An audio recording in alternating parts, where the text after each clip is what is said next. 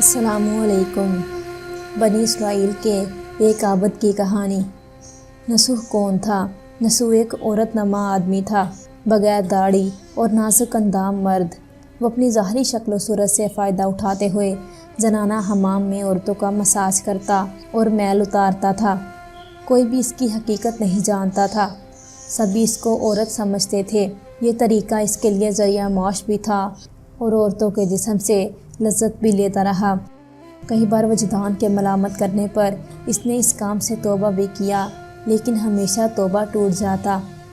ایک دن بادشاہ کی بیٹی حمام گئی۔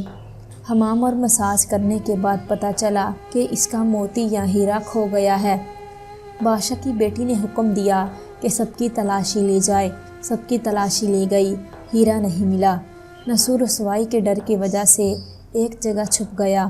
جب اس نے دیکھا کہ شہزادی کی کنیزیں اسے ڈھونڈ رہی ہیں، سچے دل سے خدا کو پکارا، خدا کی درگاہ میں دل سے توبہ کیا اور وعدہ کیا کہ آئندہ کبھی یہ کام نہیں کرے گا۔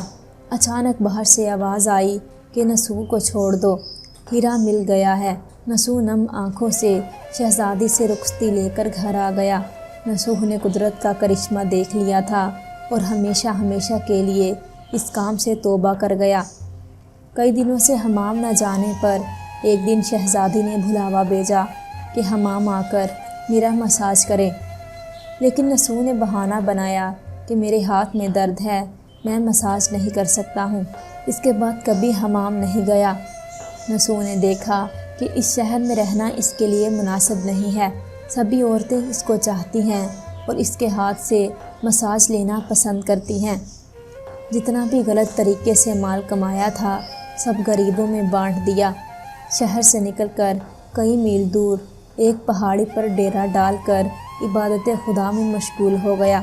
ایک دن اس کی نظر ایک بھینس پر پڑی جو اس کے قریب گھاس کھا رہی تھی۔ اس نے سوچا کہ یہ کسی چرواہے سے بھاگ کر یہاں آ گئی ہے، تب تک میں اس کی دیکھ بھال کر لیتا ہوں جب تک اس کا مالک نہ آئے۔ لہٰذا اس کی دیکھ بھال کرنے لگا۔ کچھ دن بعد بھینسے نے بچہ دیا اور نصوح اس کا دودھ استعمال کرنے لگا۔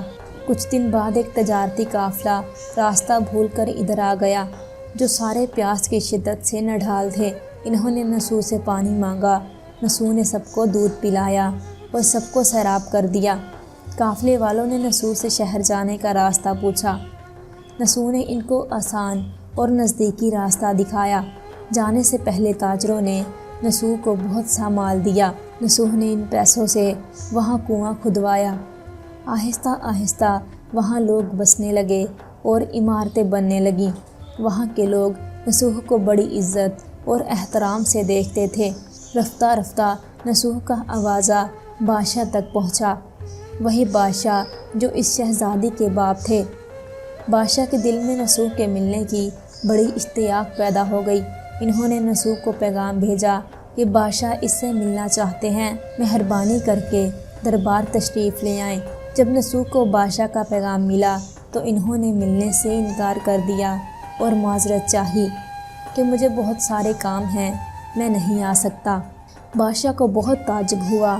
انہوں نے کہا، اگر نصوح نہیں آ سکتے تو ہم خود اس کے پاس جائیں گے۔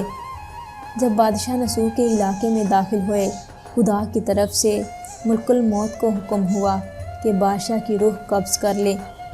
اس زمانے کی رسم و رواج کے مطابق اور بادشاہ کو نصوح سے ملنے کی وجہ سے لوگوں نے نصوح کو تخت پر بٹھایا۔ نصوح نے اپنے ملک میں عدل و انصاف کا نظام قائم کیا اور اسی شہزادی سے شادی کر لی۔ ایک دن نصوح تخت پر بیٹھ کر لوگوں کی داد ستانی کر رہے تھے۔ ایک شخص وادر ہوا اور کہنے لگے کہ کچھ سال پہلے میری بھینس گم ہو گئی تھی، آپ کی عدالت سے اپنی بھینس کا طلبگار ہوں۔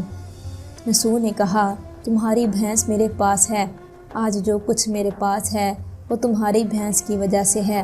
نصوح نے حکم دیا کہ اس کے سارے مال اور دولت کا آدھا حصہ بھینس کے مالک کو دے دیا جائے۔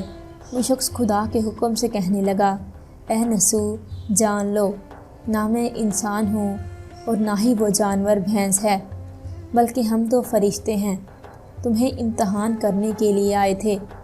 یہ سارا مال اور دولت تمہارے سچے دل سے توبہ کرنے کا نتیجہ ہے، یہ سب کچھ تمہیں مبارک ہو۔ وہ دونوں فرشتے نظروں سے غائب ہو گئے۔ اسی وجہ سے سچے دل سے توبہ کرنے کو توبہ نصوح کہتے ہیں۔